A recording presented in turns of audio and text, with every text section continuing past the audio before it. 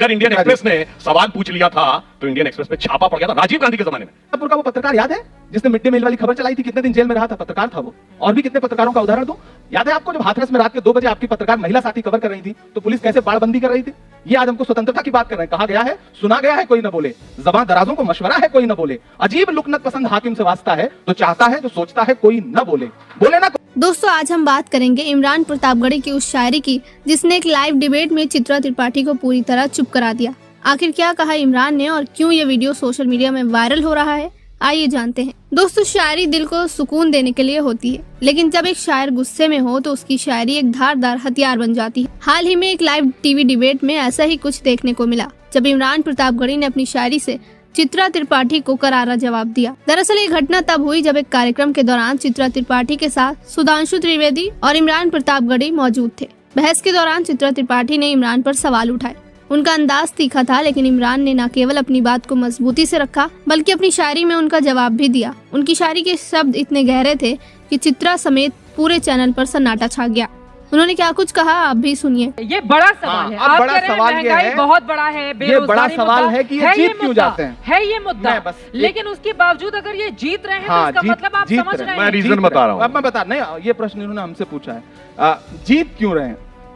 अब ये मत कहिएगा ईवीएम में गड़बड़ी है। नहीं, फिर वो ईवीएम गुजरात में चुनाव में वैसे अच्छा रहा। ये बिल्कुल नहीं कहूंगा कि चुनाव में ईवीएम को किसी ने दोष नहीं दिया है, ये अच्छी बात है। गड़बड़ी है। मैं ये भी नहीं कहूंगा कि मीडिया में गड़बड़ी है, ये भी नहीं कहूंगा। देखिए मीडिया के, मैं ये भी नहीं कहूंगा कि इमरान प्रताप आप बताइए, नहीं चलेगा। देखिए गलत जगह आपने टोका है, गलत जगह। देखिए आज तक की सिर्फ और मीडिया की सबसे खास बात ये सर, सुनिए ना, एक उदाहरण आप सुन लीजिए। गलत जगह टोका है तो मैं नहीं बोलने, मेहमान बुलाया है तो बोलने का मौका। आप मेरी बात तो सुनिए, गलत बात नहीं बोलने दूंगी। एजेंसियों का दुरुपयोग, आप मेरी बात सुनिए। इमरान प्रताप में चुनाव समाप्त हुआ, आज तक की या किसी भी मीडिया की, एक सेकंड सर सुनिए, मैंने आपका नाम नहीं लिया, हमारी नहीं, हमारी ये सबसे, अगर मीडिया की बात करेंगे तो मीडिया में हम सबको लेकर चलेंगे। आप मेरी बात सुनिए।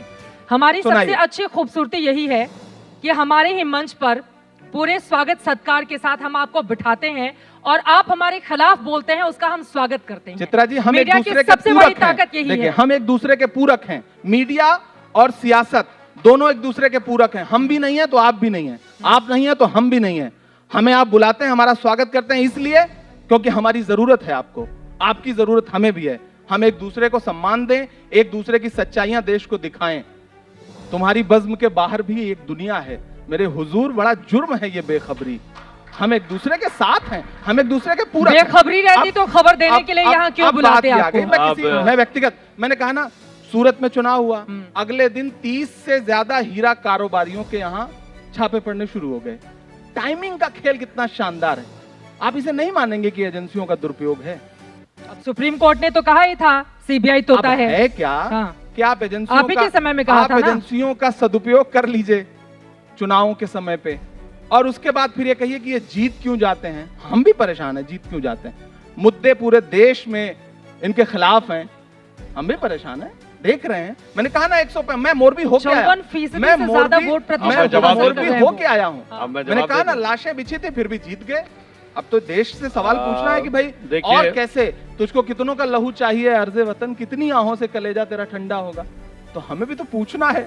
सुधांशु जी, देखिए, पहली बात तो मैं, इन्होंने आंकड़े की बात कही। आज के जमाने में सबके हाथ में फोन है, जाके चेक कर लीजिए।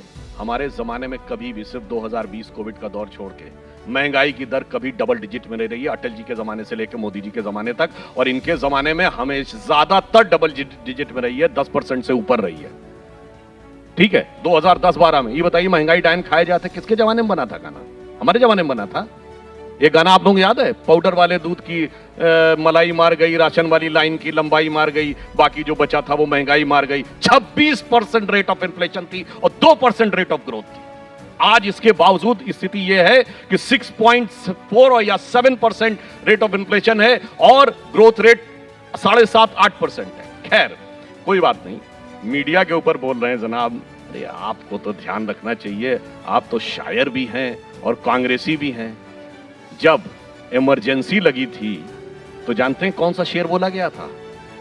जो बड़े बड़े शायर हुए हैं, गालिब हुए हैं, ज़ौक़ हुए हैं, मीर तकी मीर हुए हैं, तो ये शेर कहा गया था इमरजेंसी के लिए, अब तो गालिब, ज़ौक़, साहिर, मीर, सरकारी, शायरी की हो गई तासीर सरकारी। आप तो उस विचारधारा का प्रतिनिधित्व करते हैं। अगर इंडियन एक्सप्रेस ने सवाल पूछ लिया था तो इंडियन एक्सप्रेस पे छापा पड़ गया था राजीव गांधी के जमाने में। मैं इंदिरा जी के जमाने की बात नहीं कर रहा हूं। मैं मजरू सुल्तानपुरी पर को जेल में डाल दिया गया था नेहरू जी के खिलाफ कहने पे, उस पर नहीं बोल रहा हूं। और आज पिछले 8 सालों में पूरा दुनिया का कोई भी व्यक्ति देख ले, डिजिटल रिकॉर्ड अवेलेबल है, मोदी जी के बारे में क्या क्या नहीं बोला गया मीडिया में बैठ के, घटिया से घटिया बातें, मौत की कामना, मौत के प्रकार, सब कुछ। उसके बाद जलवाए जलाल से रहते हैं और उसके बाद कहते हैं कि साहब हमें बोलने नहीं दिया जा रहा है। ये समझ नहीं पाते हैं, इसीलिए आप समझ नहीं पा रहे हैं हार क्यों रहे हैं। ठीक है, थोड़ा आगे बढ़ जाते हैं। मुझे तो मजरू सुल्तानपुरी का उन्होंने जिक्र किया, वो लाइनें याद आ गई। हमें मताए कूचा बाजार की तरह उठती है हर निगाह खरीदार की तरह। ये गाना किस समय बना था? महंगाई मार गई, महंगाई डायन खाए जात है, बना था, हमारे जमाने में बना था, थी तभी तो और हमने बनने दिया था। महत्वपूर्ण बात यह है कि हमने बनने दिया था, हमने पाबंदी नहीं लगाई थी। आज तो स्थिति है कि कहा गया है, ये पाबंदी लगा रहे हैं, कोई न बोले, गाली तो बक रहे हैं बैठ के सब लोग। सुनिए ना सुधांशु जी, अब मेरा टर्म की मौत और हिटलर की मौत बोल, मेरा टर्म, विक्टिम कार्ड मत खेलिए, बोलने दीजिए।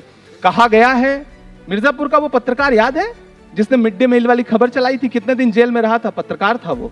और भी कितने पत्रकारों का उदाहरण दूं, याद है आपको जब हाथरस में रात के 2 बजे आपकी पत्रकार महिला साथी कवर कर रही थी तो पुलिस कैसे बाड़बंदी कर रही थी।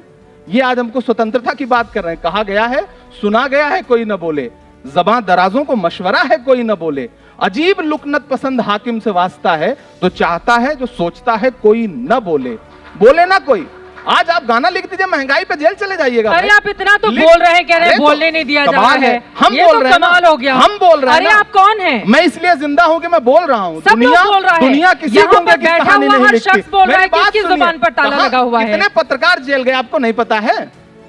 यहाँ पर नहीं, एक कम से सेकंड कम पत्रकार साथियों का तो पक्ष लीजिए। एक सेकंड, बिल्कुल कम से कम पत्रकार साथियों का तो पक्ष लीजिए। सुनिए, आप अगर ये कहेंगे कि जुबान पे ताला क्यों नहीं पूछा जा रहा है सवाल। वाराणसी में एक पत्रकार ने खबर दिखाई, डीएम साहब ने बुला करके क्या हाल किया, मिर्जापुर में जेल भेज दिया।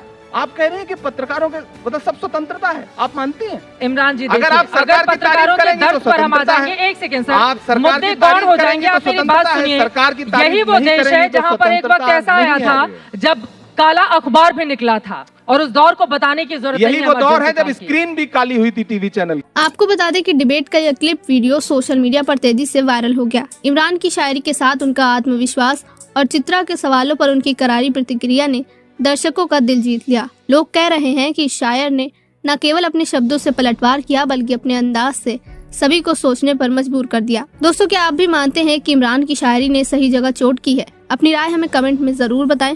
इस वीडियो को लाइक करें, शेयर करें और चैनल को सब्सक्राइब करना बिल्कुल भी ना भूलें।